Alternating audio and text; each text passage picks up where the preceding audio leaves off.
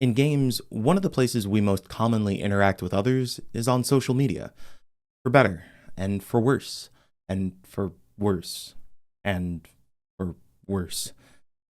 But part of that worse might come from using these platforms as marketing tools, a place where we insert meme and receive wish list. Instead of thinking about them as places where we could be connecting to other people. The ways that we connect to people are often shaped by the systems that we're interacting with. And social media is no different. Each platform has its own set of norms, and working to those norms can help us better connect to the people who are using those platforms. So our next speaker is here with some tips to help us do just that. They're our Discord community manager, and they also are a developer and artist themselves. Please welcome back to the stage, Alexia Mohabir. Hello, my name is Alexi Mohabir, and this is my talk, Mastering Social Norms for Social Media. In this microtalk, we're going to take a look at how social norms affect social media and how that can be used by game devs to better market our games. So a little about me. I'm a designer and illustrator, as well as the community and merch manager at Game Devs of Color. My background includes a variety of community and social media marketing work for different orgs and indie games, such as Mid-Autumn. On the side, I run a business at Woe and Grow, as well as do game dev solo and with friends as Staryo Games. Let's start off with asking, what are social norms? Social norms are a shared standard of acceptable behavior by a group, or the unspoken rules that govern how people interact with each other. Some examples would be holding the door open for someone behind you, saying please when asking for something and thank you when receiving something, or keeping your voice down in a library. They can vary from culture to culture, group to group, even within the same culture, and situation to situation. They can change depending on the specific context, including time period or society.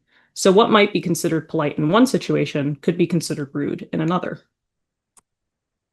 But why do they exist? What purpose do they serve?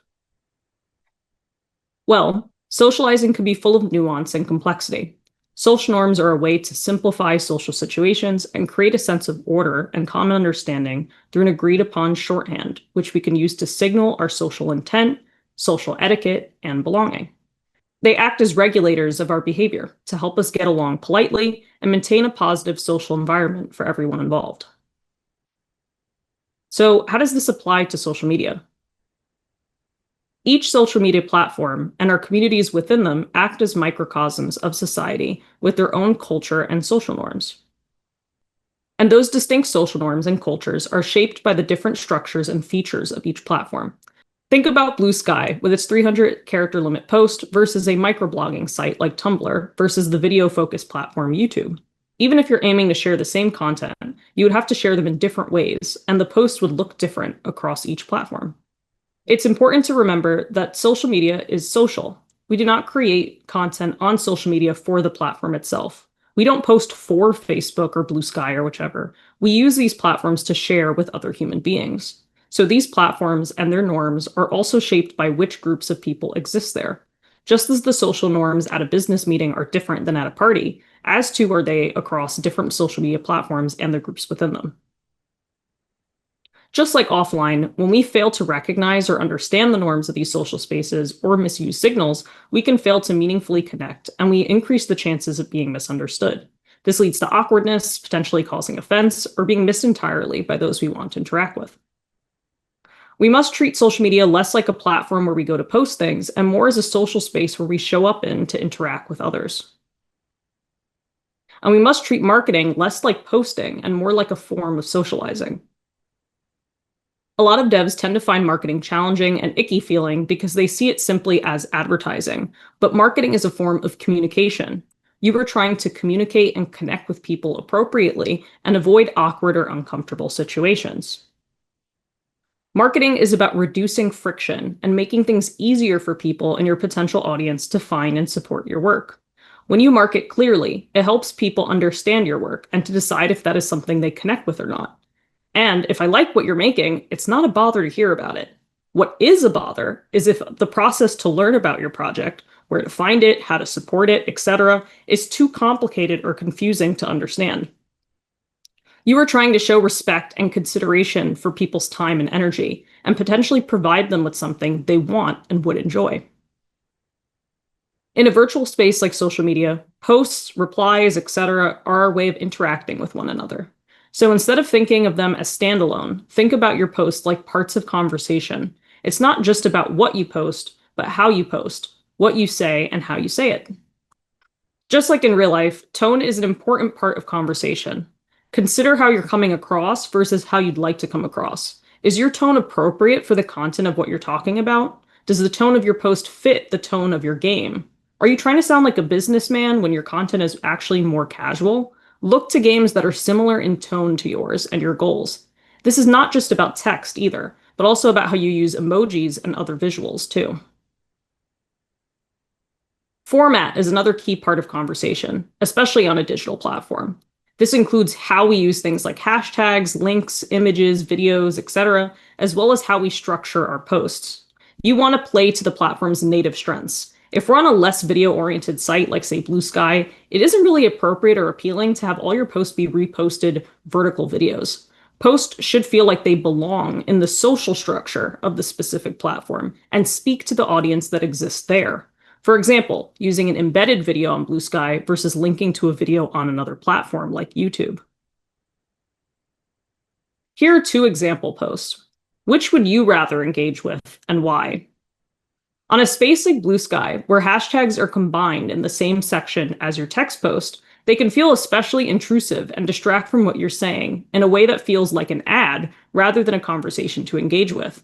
It should depend on the post which exact hashtags you use, if any at all. Treat your post more as separate conversation points that together form a sense of who you are and what your project is. Sometimes less is more.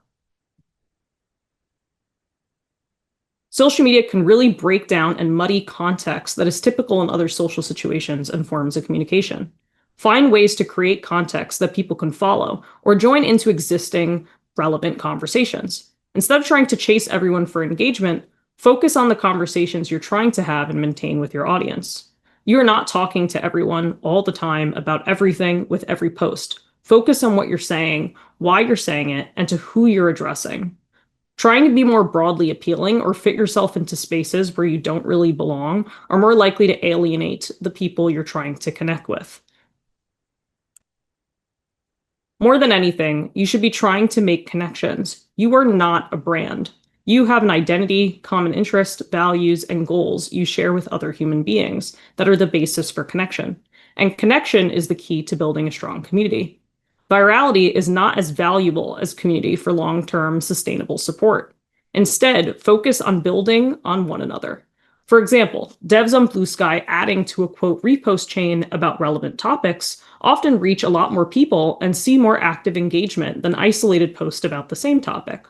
When people feel like they're part of a larger conversation or community, that leads to more active and positive engagement. Exchanges are also valuable, such as sharing or interacting with other people's work instead of just posting your own. Hope this talk will help you make your marketing more effective, more fun, and more human. Remember, it is our choice to show up and participate in these platforms that creates and maintains them. Without us, they would not exist. Thank you. Here are some of my citations and further references if you're interested. Enjoy the rest of the show. Thanks so much for that talk, Alexia. I have to admit that I feel a little less intimidated by the idea of social media, thinking about it as a place to connect with others instead of trying to please an almighty algorithm.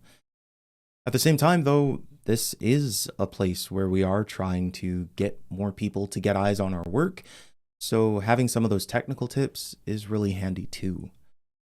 And we have to figure out how to balance those things. What we have to do internally too, right? If you want to catch up with Alexia and follow their work, you can find them on Blue Sky at Woe and Grow. Thanks again for your talk.